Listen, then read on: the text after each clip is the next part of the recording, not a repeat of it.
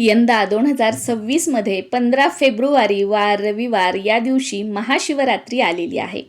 महाशिवरात्री हा सण माघ महिन्यातील कृष्ण पक्षातील चतुर्दशी तिथीला साजरा केला जातो. नमस्कार सर्वांना, मी प्रांजली. या व्हिडिओमध्ये मी तुमच्यासोबत महाशिवरात्री व्रत कसे करावे, महाशिवरात्री व्रतामध्ये 4 प्रहर पूजेला खूप जास्त महत्त्व आहे. तर ते 4 प्रहर कोणते आहेत, त्यांच्या वेळा काय आहेत, त्याचबरोबर महाशिवरात्रीच्या दिवशी निशित काळाला सुद्धा खूप जास्त महत्त्व आहे. निशित काळ म्हणजे काय, निशित काळाची वेळ काय असणार आहे, महाशिवरात्री व्रताला काय खावं काय खाऊ नये, महाशिवरात्री व्रताचे नियम काय आहेत, महाशिवरात्री व्रताचं पारणं कधी करायचं आहे, कोणते पदार्थ खाऊन हा उपवास सोडायचा आहे, अशी अजून बरीच माहिती या व्हिडिओमध्ये मी तुमच्यासोबत शेअर करणार आहे. सर्वप्रथम निशित काळ म्हणजे काय तो समजून घ्या. निशित काळात केलेल्या पूजेची सिद्धी लवकर प्राप्त होते असं म्हटलं जातं. सर्व शिवरात्रीमध्ये सर्वोच्च मानल्या जाणाऱ्या महाशिवरात्रीच्या मध्यरात्री महादेवाचे परम तेजस्वी अस्तित्व या पृथ्वीवर सक्रिय होते. या काळालाच आपण शिवरात्रीचा निशित काळ असं म्हणतो. या दिवशी शिवतत्व पृथ्वीवर अवतरत असल्याने निशित काळ हा सर्वात प्रभावी मानला जातो. निशित काळाची वेळ 15 तारखेला मध्यरात्री 12:28 ते 15 तारखेच्या मध्यरात्री 1:18 असणार आहे. भगवान शिवशंकरांची महाशिवरात्रीच्या दिवशी निशित काळात पूजा करण्याला जितकं महत्त्व आहे तितकंच महत्त्व 4 प्रहरांवर पूजा करण्याला सुद्धा आहे. तर महाशिवरात्रीच्या दिवशी 4 प्रहर आणि त्यांच्या वेळा अशा प्रकारे आहेत.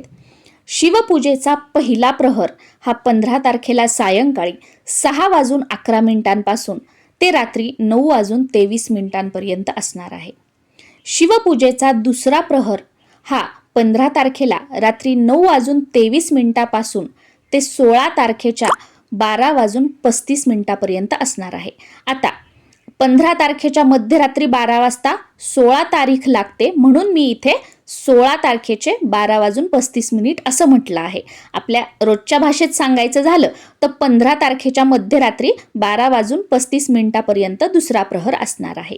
त्यानंतर शिवपूजेचा तिसरा प्रहर हा 16 तारखेच्या मध्यरात्री 12:35 ते 16 तारखेच्या पहाटे 3:47 असणार आहे. आपल्या रोजच्या साध्या बोलीभाषेत सांगायचं झालं तर तिसरा प्रहर हा 15 तारखेच्या मध्यरात्री 12:35 ते पहाटे 3:47 असणार आहे. म्हणजे दोन्ही सांगितलं. पहिलं तुम्हाला लक्षात नाही आलं तर या दुसऱ्याप्रमाणे लक्षात करून घ्या.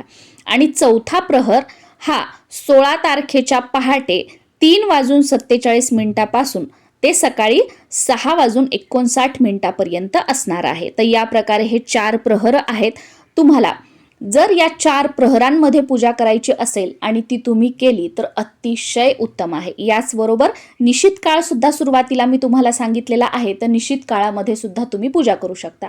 आता तुम्ही म्हणाल फक्त निशित काळ आणि हे 4 प्रहर यामध्येच शिवपूजा करायची का, मग दिवसभर महाशिवरात्रीच्या दिवशी पूजा आपण नाही करू शकत का? तर आपण करू शकतो. महाशिवरात्रीच्या दिवशी सकाळी ब्रह्ममुहूर्तापासून ते तुम्ही ह्या 4 प्रहरांपर्यंत कधीही शिवपूजा केली तरी सुद्धा चालू शकतं. पण महाशिवरात्रीच्या दिवशी दिवसभर तुम्हाला पूजा करायची असेल तर उत्तम वेळ ती म्हणजे सकाळी जितक्या लवकर तुम्हाला पूजा करणं शक्य होईल तितक्या लवकर करा. आणि त्यानंतरची दुसरी उत्तम वेळ म्हणजे प्रदोष काळ. म्हणजे महाशिवरात्रीच्या दिवशी जेव्हा सूर्य मावळतो त्या वेळेमध्ये जर तुम्ही पूजा केली प्रदोष काळात तर अतिशय उत्तम राहील. आणि प्रदोष काळ, निशित काळ आणि या 4 प्रहरांवर जर पूजा केली तर सोन्याहून पिवळं आहे. तुमच्यासारखे भाग्यवान तुम्हीच असणार आहात. कारण की गंगेच्या प्रत्येक थेंबा इतकी पवित्र ही महाशिवरात्री असते. ज्या मुलामुलींचे विवाह जुळत नाहीत, सगळं व्यवस्थित असूनही होकार मिळत नाही, जमलेलं लग्न मोडतं, अशा मुलामुलींनी तर आवर्जून महाशिवरात्रीचं व्रत करावं आणि या दिवशी भगवान शिवशंकर व माता पार्वती यांची एकत्रित पूजा सुद्धा करावी. भगवान शिवशंकर हे भोळे आहेत. अगदी 1 तांब्या पाणी जरी आपण शिवलिंगावरती अर्पण केलं आणि मनोभावे त्यांना प्रार्थना केली, आपली इच्छा बोलून दाखवली तरी सुद्धा ते आपली इच्छा पूर्ण करतात. किंवा अगदी 1 बेलपत्र जरी आपण श्रद्धेने इच्छा बोलून शिवलिंगावरती अर्पण केलं तरी सुद्धा महादेव आपल्यावर प्रसन्न होतात आणि भक्तांच्या सर्व इच्छा पूर्ण करतात असं सुद्धा म्हटलं जातं. त्याचबरोबर भगवान शिवशंकर आणि माता पार्वती यांचा विवाह याच तिथीला झाला आहे, म्हणून या तिथीला अनन्यसाधारण असं महत्त्व आहे. शिवरात्रीचं व्रत हे एकादशी सारखं केलं जातं. म्हणजे इतर व्रताला कसं आपण एक वेळा फराळ करतो आणि एक वेळा जेवण करून उपवास सोडतो, तर हे व्रत असं अजिबात करायचं नाहीये. महाशिवरात्रीचं व्रत आपल्याला दिवसभर फराळ करायचा आहे, रात्री सुद्धा आपला उपवास असणार आहे आणि दुसऱ्या दिवशी आपल्याला उपवास सोडायचा आहे. महाशिवरात्रीच्या व्रताला दिवसभर फराळामध्ये आपण सर्व प्रकारचे फळं खाऊ शकतो, ज्यूस घेऊ शकतो, तुम्ही चहा पिऊ शकता, कॉफी पिऊ शकता, दूध पिऊ शकता. आता तर बघा उसाचा रस मिळतो तर तोही तुम्ही पिऊ शकता, साबुदाणा खाऊ शकता, रताळी खाऊ शकता, साबुदाणा वडे असतील किंवा आजकाल बघा फराळाचे वेगवेगळे पदार्थ बनवले जातात, ते पदार्थ सुद्धा तुम्ही खाऊ शकता.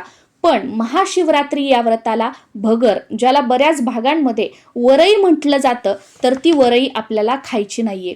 कारण या व्रतामध्ये जर आपण वरई खाल्ली तर आपला महाशिवरात्रीचा उपवास मोडतो. म्हणून ही एक गोष्ट आपल्याला आवर्जून लक्षात ठेवायची आहे. महाशिवरात्रीचं व्रत जर तुम्ही करणार असाल तर काही नियमांचं आवर्जून पालन करायला हवं किंवा या काही गोष्टी आपल्याला माहीत असायलाच हव्यात.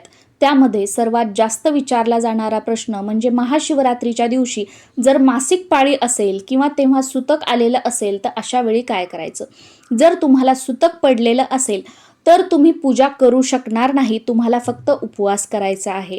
आणि जर का समजा तुम्हाला मासिक पाळी आहे तर तुमच्या घरातील इतर मंडळी शिवलिंगाचं पूजन करू शकतात, अभिषेक वगैरे सगळं करू शकतात आणि तुम्ही फक्त उपवास करायचा आहे. आणि सेवा म्हणून मोबाईलवर शिवलीलामृत संपूर्ण अध्याय पारायण आपण ऐकू शकतो किंवा शिवलीलामृतातील 11वा अध्याय तर आवर्जून या दिवशी तुम्हाला ऐकायचा आहे. महाशिवरात्रीचा उपवास हा आपल्या घरातील लहानांपासून ते थोरांपर्यंत प्रत्येक जण करू शकतो. या उपवासाला यांनी करावा त्यांनी करू नये असे कोणतेही नियम नाहीत. प्रत्येक जण महाशिवरात्रीचा उपवास करू शकतो. आमच्याकडे तर अगदी घरामध्ये जेवढी मंडळी असतील ना, लहानांपासून ते थोरांपर्यंत, ती सगळी मंडळी हा महाशिवरात्रीचा उपवास करतात.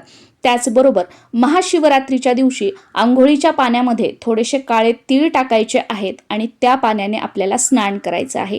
किंवा तुमच्याकडे गंगाजल असेल किंवा एखाद्या तीर्थस्थानाचं पाणी तुमच्या घरी असेल तर ते आंघोळीच्या पाण्यामध्ये टाकायचं आहे आणि त्या पाण्याने तुम्हाला स्नान करायचं आहे.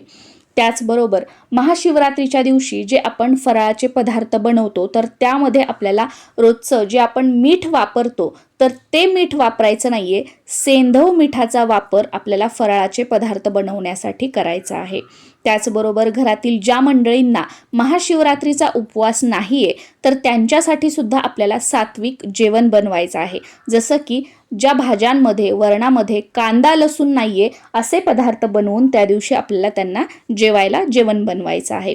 महाशिवरात्रीच्या दिवशी दिवसभर आपल्याला ओम नमः शिवाय या मंत्राचा जप करायचा आहे. ओम नमः शिवाय या मंत्राचा जप केल्याने आपल्यावर, आपल्या कुटुंबावर येणारी दुःख, संकट नष्ट होतात असं म्हटलं जातं.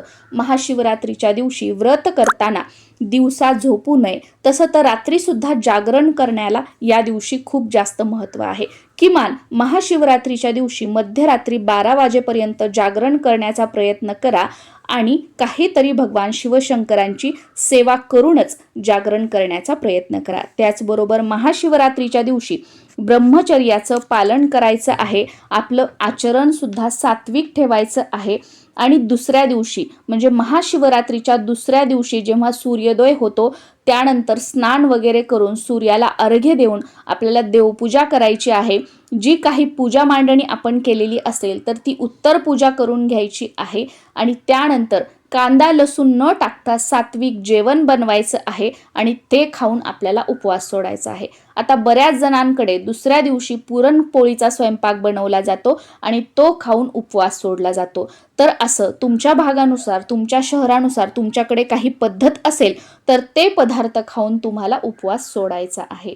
तुम्ही जर गर्भवती असाल, प्रेग्नेन्सीचा कोणताही महिना सुरू असेल आणि प्रश्न पडलेला असेल की मी हा उपवास करावा की नाही करावा, तर याला त्याला विचारण्यापेक्षा डायरेक्ट आपल्या डॉक्टरांना विचारा की मी हा उपवास केला तर चालेल का. आणि जर डॉक्टरांनी सांगितलं की तुम्ही हा उपवास करू शकता, फक्त हे पदार्थ तुम्ही या उपवासाला खाऊ शकता, तर त्या नियमांचं पालन करून तुम्ही महाशिवरात्रीचा उपवास नक्कीच करू शकता.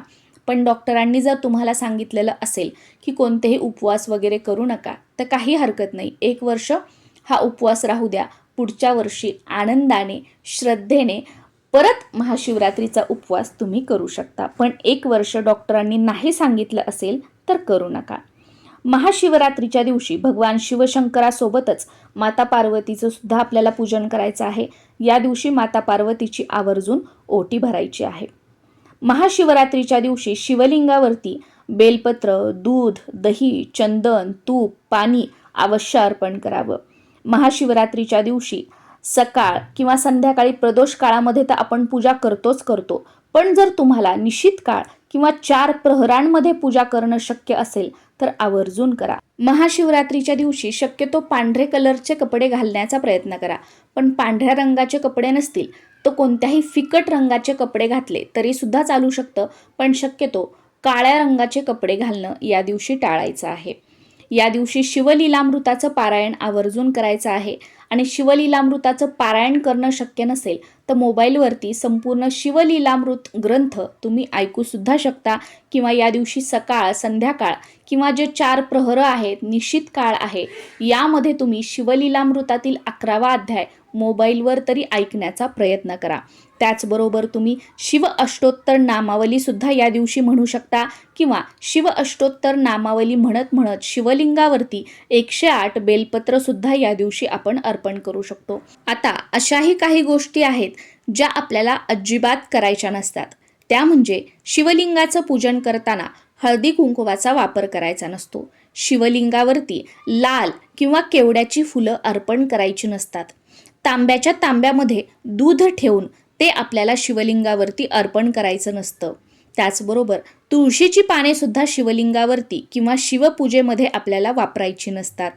नारळाच्या पाण्याने शिवलिंगावरती अभिषेक करायचा नसतो आणि शिवपूजेमध्ये शंखाचा सुद्धा वापर होत नाही. अशा प्रकारे महाशिवरात्रीच्या दिवशी 4 प्रहर, त्यांच्या वेळा, तसेच निशित काळ आणि महाशिवरात्री व्रत कसं करावं याबद्दलची संपूर्ण माहिती आपण बघितलेली आहे.